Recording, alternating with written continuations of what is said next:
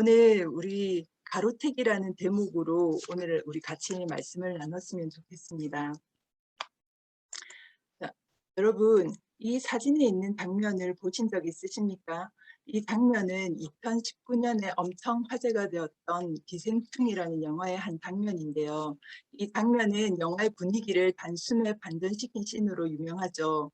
영화 자체도 워낙 유명하지만 그 중에서도 이 장면은 많은 사람들이 패러디를 할 정도로 아주 인상적인 장면이라고 할 수 있습니다. 이 씬을 연기한 배우는 이정은이라는 분인데요. 우리가 보통 이런 분들을 두고 신스틸러라고 말합니다. 신스틸러는 직역하면 장면을 훔치는 사람이라는 뜻으로 영화나 드라마 등에서 훌륭한 연기력이나 독특한 개성, 카리스마 등으로 주연 못지않게 주목을 받는 조연을 말합니다. 오랜 세월 동안 연기를 하면서도 빛을 보지 못하는 배우들이 굉장히 많다고 하는데요. 이런 분들 중에 이렇게 인상 깊은 한 장면 때문에 유명해지는 경우를 종종 보게 됩니다. 각종 매스컴에서 그들을 인터뷰하고 새로운 영화나 드라마에 정과 다르게 비중 있는 역할로 캐스팅되기도 하죠. 관객들은 관심을 갖고 그들의 행보를 지켜보고 주변에서 끊임없이 축하 인사말을 건넵니다. 무명 배우에서 한순간에 스포트라이트를 받는 존재가 되는 것입니다. 우리 인생에도 이런 순간들이 있을 수 있습니다. 이렇게 극적이지는 않아도 사람들로부터 관심과 칭찬을 받는 순간들이 있을 수 있습니다. 우리 주일학교 친구들은 어떨 때 관심과 칭찬을 받는가요? 공부를 잘할 때, 또 운동을 잘할 때, 뭐 피아노를 잘 치거나 엄마 아빠의 말씀을 잘 듣거나 예배를 잘 드리거나 이렇게 할 때 친구들에게 부러움을 사기도 하고 엄마 아빠나 다른 어른들에게 칭찬을 듣기도 하죠. 그럴 때 어떤 마음이 드나요? 우리 이렇게 작고 소소한 것이지만 우리 인생에서 내가 주인공처럼 여겨지는 순간들이 있게 됩니다. 그런 순간들을 만날 때 우리는 그리스도인으로서 어떤 자세를 가지면 좋을까요? 오늘 본문은 네, 오늘 본문은 바울과 바나바가 루스드라 지역에서 복음을 전할 때 일어난 일을 다루고 있습니다. 우리가 지난주에 설교 말씀을 들었던 것처럼 바울과 바나바는 이고니온에서 전도하다가 돌로 치는 위협을 당하였고 루가오니아 지방으로 전도 지역을 이동하게 됩니다. 이 루가오니아 지방의 주요 도시 중에 하나가 오늘 본문 배경인 루스드라인데 이 루스드라는 그 당시 대부분의 소아시아가 그랬던 것처럼 로마의 식민지 중에 하나였고 로마의 태역 군인들이 많이 살고 있어서 원래 그 지역의 문화와 더불어 로마의 문화도 성행하는 도시였습니다. 이 도시에는 비시디아 안디옥이나 이고니온에서와 달리 유대인의 회당은 없었던 것 같습니다. 만약 유대인의 회당이 있었으면 바울이 회당에서 복음을 전했다고 사도행전의 저자인 누가가 밝혔을 것입니다. 그런데 그런 기록이 없는 것으로 보아 회당이 없었을 것이라고 학자들은 추측합니다. 그래서 바울과 바나바는 유대인의 회당 대신에 사람들이 많이 모이는 성문 광장에서 복음을 전했을 것입니다. 그 광장에서 바울이 예수 그리스도에 관한 복음을 전할 때 바울에게 시선을 고정하고 귀 기울여서 바울의 말을 듣는 한 사람이 있었습니다. 그 사람은 나면서부터 걷지 못하게 되어 한 번도 걸어본 적이 없는 발을 쓰지 못하는 사람이었습니다. 고대에는 이런 신체적 결함을 부모나 그 당사자의 죄 때문이라고 오해해서 이들을 죄인 취급하고 멸시하는 경향이 강했습니다. 그래서 이들은 죄인이기 때문에 불쌍히 여김을 받지도 못하고 구걸하며 살아가는 것이 보통이었습니다. 아마 이 사람도 광장 어귀에서 구걸하며 앉아 있다가 바울의 외치는 소리를 듣게 되었을 것입니다. 바울은 광장에 있는 여러 사람들을 둘러보며 열심히 외쳤을 것입니다. 그러다가 자신에게 시선을 고정시키고 그가 전하는 복음을 듣고 있는 한 사람과 눈이 마주쳤고 바울도 그 사람에게 시선을 고정하고 보게 됩니다. 그리고 바울은 그의 눈에서 구원받을 만한 믿음이 있는 것을 봅니다. 로마서 10장 17절은 이렇게 말씀합니다. 그러므로 믿음은 들음에서 나며 들음은 그리스도의 말씀으로 말미암았느니라. 태어나서 한 번도 걸어본 적이 없었던 그 사람, 죄인 취급당하면서 길거리에서 구걸하며 살아가는 이 사람에게 미래에 대한 소망이 있었을까요? 그런데 그런 그가 십자가에서 죽으시고 다시 살아나신 예수 그리스도를 통하여 죄사함을 받고 의롭다 하심을 얻을 수 있다는 바울이 외치는 복음을 듣게 되었을 때 자기와 같은 죄인도 구원을 받을 수 있을 것이라는 믿음이 생겨나게 되었던 것입니다. 그 사람은 믿는다고 말하지도 않았고 신앙 고백을 하지도 않았고 고쳐달라고도 하지 않았지만 바울의 마음속에 충만하신 성령께서 발을 쓰지 못하는 그 사람이 품은 구원받을 만한 믿음을 보게 하셨고 성령의 명령으로 바울은 그를 향해 내 발로 바로 일어서라 이렇게 명령하였던 것입니다.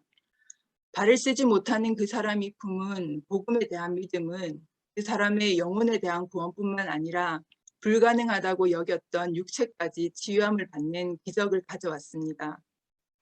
이 명령을 들은 그 사람은 주저하지 않고 그 명령에 반응합니다. 태어나 한 번도 걸어보지 못했지만 바로 일어서게 됩니다. 영어 NIV 성경에서는 이 부분을 이렇게 표현합니다. The man jumped up and began to walk. 그냥 일어서는 것도 엄청 힘겨울 텐데 마치 용수철이 튀어올라 일어섰던 것입니다. 그리고 이것은 일시적이거나 속임수가 아니라 완전한 치유라는 것을 보여주듯이 그는 걸어다니기까지 했습니다. 바울은 그 사람의 다리를 주무른다거나 그를 일으켜 세우는 행동을 하지 않고 오직 한마디의 말만 했을 뿐입니다. 이것은 이 치유가 사람의 어떤 능력 때문이 아닌 하나님으로부터 온 것임을 보여주었던 것입니다. 그래서 바울은 이 치유를 복음 전파의 방편으로 삼으려고 했습니다.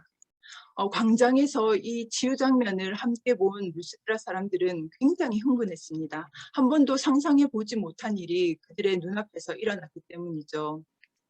그래서 그들은 자신들의 언어로 떠들기 시작했습니다. 신들이 사람의 형상으로 우리 가운데 내려오셨다. 루가오니아 지방은 로마의 속국으로 로마 제국의 공용어였던 헬라어와 라틴어를 사용했지만 고대로부터 내려오는 자신들의 언어를 지키고 있던 곳이었습니다. 저는 부산 사람이라 말할 때 부산 사투리가 지닌 특유의 억양이 있습니다. 제가 서울에 와서 보니 서울이란 도시는 서울 토박이보다 저처럼 공부나 직장 때문에 지방에서 올라와 뿌리 내리고 사는 사람들이 더 많은 것 같습니다.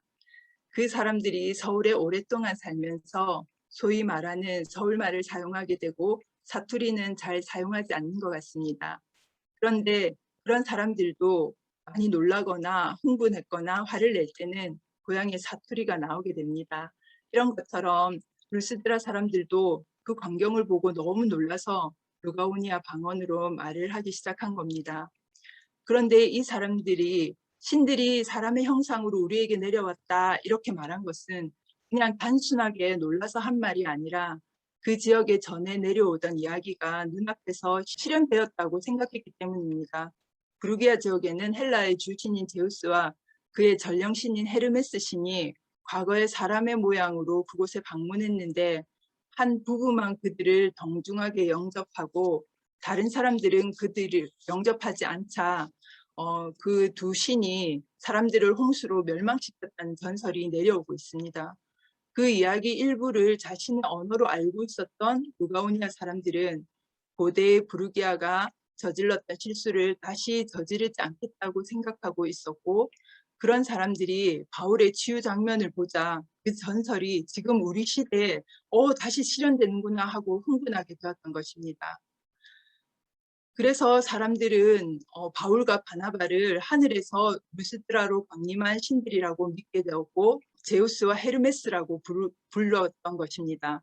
바나바는 외모가 바울보다 환칠하고 뛰어났을 뿐 아니라 나이가 바울에 비해서 많고 바울 뒤에서 말없이 묵묵히 서 있었기 때문에 그를 보고 사람들이 신들의 제왕인 제우스라고 불렀고 바울은 우리 담임 목사님처럼 언변이 뛰어나서 탁월한 말솜씨로 연설했기 때문에 웅변과 연설의 신인 헤르메스라고 불렀습니다. 그리고 성 밖에 있는 데우스 신전에서는 이 두 사람을 위해 제사를 지내려고 단번에 준비를 하고 있었습니다. 어, 우리나라에도 예전에는 시골 마을 입구에 장승이 세워져 있고 제사를 지내는 큰 나무가 있는 곳이 많았는데, 이처럼 이방인들의 도시 앞에는 큰 제우스상이 세워져 있고 제우스에게 제사를 바치는 제단이 있었습니다. 그리고 이 제단에 제사를 지낼 때 희생 제물로 소, 양, 돼지 같이 길들여진 동물을 사용했고 제물에다 예복과 화환을 입혔습니다. 그 신전의 제사장들이 살아있는 소와 화환을 가지고 와서 도시 성문 앞에서 바울과 바나바를 위해 제사를 지내려고 하는 모습을 보고 바울과 바나바는 뭔가 잘못됐다는 것을 깨달았습니다. 사람들이 그들에게 하늘에서 내려온 신이라고 외칠 때는 그 지역의 방언으로 말했기 때문에 정확하게 알지 못하다가 자신들에게 제사 지내려고 준비해 온 것을 보고 모든 상황을 이해하게 됐던 것입니다. 바울은 복음의 기적이 나타나면 사람들이 그리스도의 복음을 더 확신하고 하나님께 영광을 돌릴 줄 알았는데 상황은 전혀 엉뚱한 방향으로 흘러가고 있는 것입니다. 바울과 바나바는 순간적으로 가슴이 철렁했을 것입니다. 자신들이 하나님이 받으실 경배를 복음의 능력을 가로채는 죄를 짓는 위험에 처하게 되어버린 것입니다. 그것뿐만 아니라 루스드라 사람들이 숭배하는 죄를 짓게 만들어버린 당본인이 되어버린 것입니다. 이렇게 바울과 바나바와 같이 복음을 전하거나 하나님의 말씀에 순종했는데 하나님이 영광 받으시는 것이 아니라 그 영광이 나에게 돌아올 때 우리는 어떻게 반응해야 할까요? 첫째로 적극적으로 방어하는 자세를 가져야 합니다. 우리 14절에 보면 바나바와 바울은 옷을 찢고 무리 가운데에 뛰어들어가서 소리를 질렀습니다. 옷을 찢는 일은 머리에 티끌을 덮어 쓰는 행동과 함께 깊은 분노와 슬픔, 또 회개와 처절한 자기 부인을 나타내는 유대적 관습이었습니다. 사울과 요나단의 사망 소식을 들은 다윗은 옷을 찢으면서 자신의 슬픔을 표현했고, 또 아이성 전투에서 패한 여호수아는 옷을 찢고 티끌을 뒤집어 쓰고 하나님께 호소했습니다. 그리고 요시야 왕은 율법책의 말을 듣고 옷을 찢으면서 회개했습니다. 이렇게 이외에도 질병에 걸렸을 때, 시험 당했을 때, 억울할 때 유대인들은 옷을 찢는 행동을 통해서 자신의 심정을 표현했습니다. 바울과 바나바가 볼 때 자신들을 대상으로 희생제사를 드린다는 것은 도저히 용납할 수 없는 죄악이었습니다. 그래서 이 신성모독과 같은 죄를 회개하는 심정과 또 자신들을 신으로 여겨 제사하려는 루스드라 사람들의 무지함에 애통하는 마음을 이렇게 옷을 찢으면서 표현하였던 것입니다. 그리고 소리치면서 그들이 죄짓는 행위를 계속하지 못하도록 막았던 것입니다. 루스드라 사람들은 그들이 옷을 찢고 소리치면서 막 달려오는 것을 보고 깜짝 놀라 그들이 하려는 것을 멈췄을 것입니다. 우리 주위에도 한낱 인간을 우상화해서 섬기는 경우가 많이 있습니다. 특히 신천지나 하나님의 교회, 만민중앙교회, 통일교 등 이단들이 그런 구조를 갖추고 있죠. 이런 이단 교주들은 마치 자신이 신인 것처럼 행세하며 신대접을 받고 있습니다. 그런데 사실 이단처럼 눈에 확 띄는 형태를 가지고 있지 않지만 기독교 내에도 하나님이 받아야 할 영광을 자신들이 받고 있는 목사님들이 있습니다. 바울과 바나바는 이런 대우에 기겁하고 그 행동들을 막았지만 이런 사람들은 자신들의 상황을 두려움 없이 누리고 있습니다. 그런데 나에게는 이런 상황이 일어날 확률이 그만큼도 없기 때문에 이 죄는 나와 전혀 상관이 없을까요? 아니요, 그렇지 않습니다. 내 삶 속에서도 얼마든지 하나님보다 나 자신을 높이는 일이 일어날 수 있습니다. 지금 우리 자신의 모습을 한번 바라보십시오. 하나님의 말씀에 내 자신을 내어드리고 순종하기보다 내가 나의 주인이 되어서 내 삶을 마음대로 끌어가고 있지는 않습니까? 하나님 앞에서는 그 목사님들이랑 나나 50보 100보일 수 있다는 것을 기억해야 할 것입니다. 그런데 그런 목사님들도 자신을 따르고 대접해주는 사람들이 없었다면 그들이 과연 그 자리에 앉아 있을 수 있었을까요? 우리가 이단에 빠지는 사람들을 어리석다고 말하면서 정작 우리는 우리 담임 목사님들을 우상으로 섬기고 있지 않은지 잘 생각해 보아야 됩니다. 하나님보다 담임 목사님을 더 신뢰하고 따른다면 그것이 바로 우상 숭배가 되는 것입니다. 루스드라 사람들은 하나님에 대해서 무지했기 때문에 우상 숭배의 죄를 지었지만 우리는 하나님에 대해서 잘 안다고 하면서도 우상 숭배의 죄를 짓는 것입니다. 우리가 목사님을 존경하고 신뢰해야 하는 것은 맞습니다. 그러나 하나님보다 목사님을 더 사랑하고 따르는 행위는 나도 목사님도 죄를 짓게 만드는 행위가 된다는 것을 기억해야 할 것입니다. 이렇게 여기 있는 우리 누구나 하나님의 영광을 가로채는 사람들이 될 수 있습니다. 그래서 작은 일이라고 해서 괜찮겠지 하고 그냥 받아들이지 마시고 잘 분별해야 하고 또 그런 상황이 일어나지 않도록 온 힘을 다해서 우리가 막아야 될 것입니다. 내가 당사자가 아니라고 해서 그냥 외면하고 내버려 두는 것 또한 죄 짓는 일에 동참하는 것과 같습니다. 루스드라 사람들의 상황에 애통함을 느끼고 옷을 찢으며 막았던 바울과 바나바처럼 우리도 최선을 다해서 그런 상황을 막고 하나님께 영광을 돌려드려야 할 것입니다.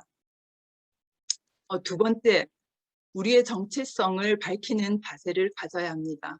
바울은 먼저 자신이 어떤 존재인지를 밝힙니다. 15절에 우리도 여러분과 같은 성경을 가진 사람이라 이렇게 말하고 있습니다.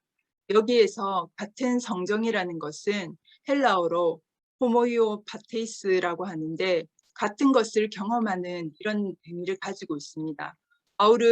바울과 바나바는 자신들이 루스드라 사람들이 생각하는 신이 아니라 그들과 동일하게 밥 먹고 잠자고 희노애락을 느끼며 연약한 육체를 가지고 살아가는 인간에 불과하다는 것을 밝히고 있는 것입니다. 이런 일은 앞서 사도행전 10장에서 고넬료가 베드로 앞에 엎드렸을 때 베드로가 일어서라 나도 사람이다 이렇게 말했던 것과 같은 상황입니다. 충분히 그것을 받아들이고 교만해질 수 있는 상황에서도 바울과 바나바, 베드로는 자신의 본분을 잃어버리지 않았던 것입니다. 제가 이렇게 성장했던 교회는 부산에 있는데 그 교회 바로 앞에 버스 정류장이 있었습니다. 그래서 버스에서 내리면 바로 교회 마당으로 들어올 수 있었습니다. 아마 제가 대학생이었을 때였던 것 같은데 하루는 교회에 가기 위해서 버스에서 내렸는데 바로 교회에 들어가지 않고 버스가 떠날 때까지 기다렸다가 교회에 들어간 적이 있습니다. 왜냐하면 제가 버스 좌석에 앉아서 오고 있었는데 중간에 어떤 노인 한 분이 버스에 탔습니다. 그 당시만 해도 지금보다 훨씬 어른을 공경해야 한다는 사회 분위기가 있을 때라서 노인에게 자리를 양보하는 것이 마땅했는데 제가 모른 척하고 그냥 앉아 있었기 때문에 막상 버스에서 내려서 교회에 들어가려고 하니까 뒤통수가 너무 따가운 것입니다. 그래서 버스가 떠날 때까지 기다렸다가 교회에 들어간 적이 있습니다. 그런데 실제로 나는 그런 이기적인 모습이 있는 사람이지만 교회 안에서 나는 전혀 다른 사람이었습니다. 후배들과 함께 성경 공부를 하고 때로는 그들의 잘못을 고증도 하고 또 때로는 다독이기도 하면서 좋은 교회 선배의 모습을 하고 있었던 것입니다.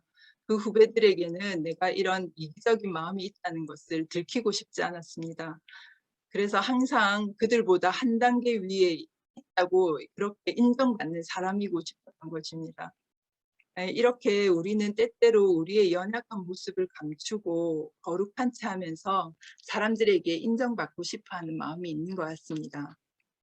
우리의 연약함이 드러나면 인정받지 못하는 것은 물론이거니와 평가당할 수 있다는 두려움에 솔직하게 연약함을 드러내지 못합니다.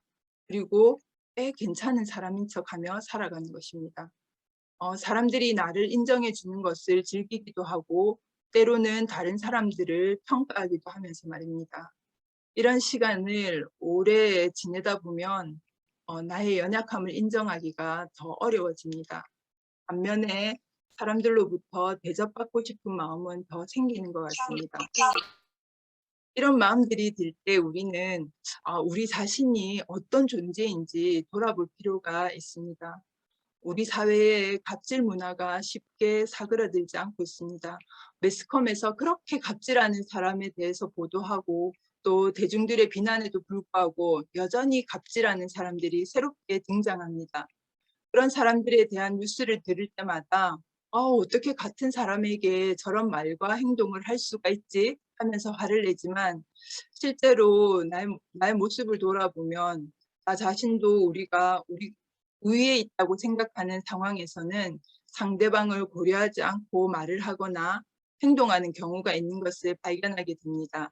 뿐만 아니라 나보다 우위에 있다고 생각하는 사람 앞에서는 눈치를 보고 상대의 심기를 거스르지 않도록 조심하면서 말하고 행동합니다. 이런 것들이 우리 스스로 사람들을 차별하고 구분하는 것입니다. 하나님은 우리 모두를 당신의 백성으로 부르십니다. 그 안에는 등부의 격차도 없고 신분의 차이도 없습니다. 오직 그 부르심에 응답하는 자는 하나님의 자녀일 뿐이죠. 그런데 우리는 하나님이 귀하게 여기시는 그 사람들을 등급을 매기고 차별 대우를 합니다. 이런 일들 또한 하나님보다 높아져 있는 우리의 교만한 모습이 아닐까 하는 생각이 듭니다. 그래서 우리는 우리 자신이 어떤 존재인지 늘 돌아보아야 합니다. 그리고 나의 연약함을 숨기지 않고 드러낼 필요가 있습니다. 그렇게 할 때 나는 자랑할 것이 없는 죄인임을 고백할 수 있고 겸손해질 수 있습니다. 그리고 상대방을 높여주고 존중하는 그 마음을 가질 수 있는 것입니다. 내가 아무리 높은 자리에 있고 결정권을 가졌다고 해도 나는 한낱 인간에 불과함을 늘 기억해야 할 것입니다. 그럴 때 하나님보다 높아져 있는 나 자신을 낮출 수 있고 겸손하게 하나님 앞에 엎드릴 수 있게 되는 것입니다. 세 번째는 사명을 이루어가는 자세를 가져야 됩니다. 바울과 바나바는 자신들의 인간됨을 명확하게 말함과 동시에 자신이 이런 일을 하는 목적을 분명하게 밝힙니다. 자신들이 그리스도의 복음을 전하는 일은 사람들이 사람을 숭배하거나 우상을 숭배하는 일을 버리고 참 신이시며 살아계신 하나님께 돌아오게 하기 위함이라고 말하고 있습니다. 이것이 바울과 바나바의 사명인 것입니다. 우리 주일학교 친구들은 장래 희망이 뭔가요? 나중에 어른이 되었을 때 지금 꿈꾸고 있는 것들이 다 이루어지기를 선생님 바랍니다. 그런데 우리 친구들은 무엇 때문에 그런 장래 희망을 꿈꾸게 되었나요? 저는 어릴 때 과학자를 꿈꿨던 기억이 납니다. 그때 당시 과학자가 그때 당시 별 이렇게 어떤 지금 말하는 뭐 사명이나 그런 거 없이 그냥 과학자가 굉장히 멋있는 사람이라는 생각 때문에 과학자가 되고 싶었던 것 같습니다. 근데 어른이 되어가면서 꿈이 변하게 되고 과학자는 되지 못했지만 내가 살아가는 목적이 예수님 때문이어야 한다는 생각에 결국은 사역자의 길로 들어서게 되었습니다. 예수님은 승천하시면서 우리에게 사명을 주셨습니다. 너희는 가서 모든 민족을 제자로 삼아 아버지와 아들과 성령의 이름으로 세례를 베풀고 내가 너희에게 분부한 모든 것을 가르쳐 지키게 하라. 이것이 바로 우리가 인생을 살면서 해야 할 일인 것입니다. 오늘 바울과 바나바가 그 험한 여행길을 따라 복음을 전하며 다녔던 것은 자기 자신의 영광을 위해서 하는 일이 아니었습니다. 만약 그들의 마음에 조금이라도 자신을 드러내고자 하는 마음이 있었다면 루스드라 사람들의 환대를 그들은 기쁘게 받아들였을 것입니다. 그러나 그들은 이방 민족에게 하나님을 전하고 그들이 하나님의 백성이 되게 하여 하나님의 나라를 확장하는 사명을 이루는 것에만 집중했습니다. 발을 쓰지 못하는 사람을 취한 것도 자신들이 대단한 능력자임을 보이기 위해서가 아니라 오직 복음을 전하는 방편으로 사용하고자 했던 것입니다. 그래서 그들은 그 다급한 중에도 복음 전하는 것을 멈추지 않았습니다. 16절과 17절의 그 내용은 그들이 우상을 숭배하는 그런 죄악을 범할지라도 하나님께서는 즉시 심판하지 않고 참으시며 너희들을 지금까지는 너희들이 행하는 대로 내버려 두셨는데, 그러나 하나님은 너희 생각대로 너희가 우상을 섬기는 이방인이라 해도 그 생명을 소중하게 여기셔서 때를 따라 비를 내리시고 결실을 맺게 하는 선한 은혜를 베푸시는 분이다. 그렇지만 너희가 죄인이라는 것은 변하지 않는다. 그리고 이제는 이렇게 자기를 알려주셨기 때문에 하나님을 몰라서 우상 숭배일 죄를 지었다고 이제는 말할 수 없다. 특별히 복음을 들은 지금은 이제 예수 그리스도를 영접하지 않는다면 더 이상 그 심판을 피할 길이 없음을 그 순간에도 전하고 있습니다. 이렇게 바울과 바나바는 어떤 상황 속에서도 자신들이 해야 할 일을 완성해 가고 있습니다. 자신들이 해야 할 일에 집중하기 때문에 다른 것에 흔들리지 않습니다. 그들의 머릿속에는 아마 하나님의 나라가 새겨져 있었을 것입니다. 이런 사람들이 어떻게 하나님의 영광을 가로챌 수가 있겠습니까? 우리 사회가 복잡해지면서 우리의 역할들이 더 늘어남을 경험합니다. 해야 할 것도 많아집니다. 많은 역할들과 많은 일들이 이 세상의 삶을 영위하기 위해서만 하는 일들이 되지 않기를 바랍니다. 우리의 사명을 늘 기억하고 그 사명을 이뤄가는 하나님의 우린 참된 백성이 되기를 원합니다. 말씀을 맺겠습니다. 제가 말씀을 시작할 때 신 스틸러에 대해서 조금 나눴습니다. 신 스틸러로 유명해진 대부분의 배우들은 주인공 뒤에 있는 조연들이었지만 오랜 시간을 투자하여 연기 실력을 갈고 닦으면서 성실하게 자신을 단련해온 사람들입니다. 그래서 그들이 받는 스포트라이트는 마땅히 받아야 할 보상이라고 생각합니다. 아무도 그들이 주연보다 빛났다고 탓하는 사람이 없습니다. 그런데 우리 인생은 이 경우와는 좀 다른 것 같습니다. 우리의 인생은 하나님 나라의 완성이라는 큰 그림을 이루어가는 조연의 인생이라고 할 수 있습니다. 당연히 그 그림의 주인공은 하나님이시죠. 그런데 그 조연의 인생도 열심히 살다 보면 오늘 이 신스틸러들처럼 주연보다 빛을 받는 순간이, 그래서 내가 주인공처럼 여겨지는 순간이 우리에게도 올 수 있습니다.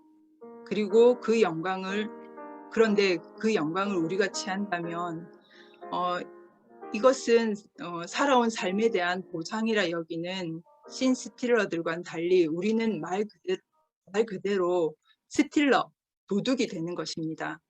하나님 나라의 완성이라는 큰 그림의 한 장면을 내 것으로 훔치는 것이 될 수 있습니다.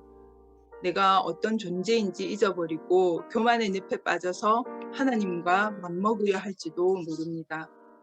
그래서 우리는 그런 상황이 오지 않도록 온 힘을 다해 막아야 하고 내가 그런 영광을 취할 수 없는 존재임을 밝혀야 합니다. 그리고 우리 사명을 바라보며 나아가야 합니다. 그럴 때 나의 영광이 아니라 온전히 하나님께 영광을 올려드릴 수 있게 됩니다. 비록 이 땅에서 우리 인생은 빛나지 않은 조연에 불과하지만 우리가 주님 앞에 가는 그날에 주님께서 빛나는 주연의 자리에 우리를 앉혀주실 것을 저는 확신합니다. 그래서 우리가 이 땅에서 얻을 영광은 잠시 내려놓고 주님이 우리를 위해 예비하신 영광을 바라보며 겸손하게 이 시간들을 살아나가는 품는 교회 지체들 되기를 소망합니다.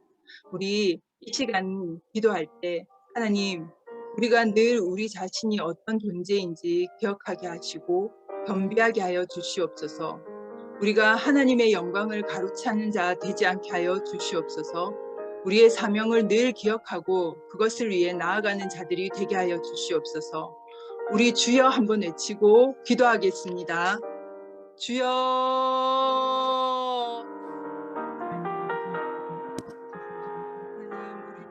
나라의 백성으로 불러주시고 하나님의 영광을 누릴 수 있게 하여 주심을 감사를 합니다. 하나님, 그런데 우리가 그 하나님의 영광을 가로채는 그런 자들이 되지 않게 하여 주옵소서. 하나님, 우리가 하나님 앞에 온전히 올려드릴 수 있는 자들이 되기를 원합니다. 내 자신을 바라보게 하시고 하나님 앞에서 겸손한 모습으로 서게 하시고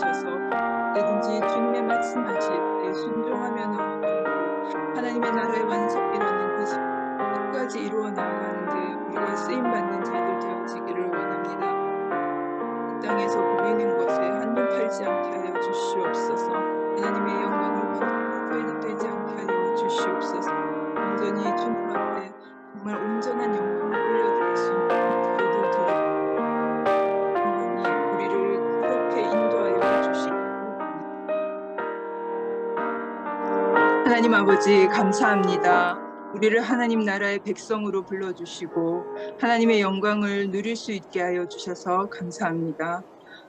하나님, 우리가 우리 눈에 보이는 부와 명예와 권력 같은 것들을 우리가 그런 것들을 소망하는 자들이 되지 않기를 원합니다.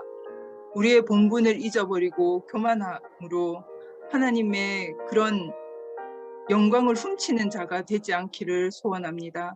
비록 이 땅에서는 빚없이 살아가지만 우리에게 맡기신 그 사명을 이루기에 최선을 다하고 하나님께 영광 올려드리는 삶을 살아가게 하여 주시옵소서. 선하신 하나님의 손이 우리를 덮으시고 이끌어 주실 것을 믿습니다. 우리의 왕 되신 하나님을 찬양하며 예수님의 이름으로 기도합니다. 아멘. 김정순 목사님께서 축도해 주시겠습니다. 이제는 예수 그리스도의 무한하신 은혜와 우리 하늘아버지의 무조건적인 사랑과 성령 하나님의 감화 감동 교통하심이 이제 치유받고자 하는 간절한 믿음을 갖고 하나님의 영광을 가로치지 않도록 나의 믿음을 점검하며 내 사명을 다시 한번 확인하기를 원하는 품론교회 모든 가족들 머리머리 위에 이 어지러운 나라 위에 지금도 열방에서 바울과 바나바처럼 자신의 사명을 잘 감당하는 모든 선교사님들 머리 위에 지금부터 영원까지 함께 하시기를 간절히 축원하옵나이다. 아멘.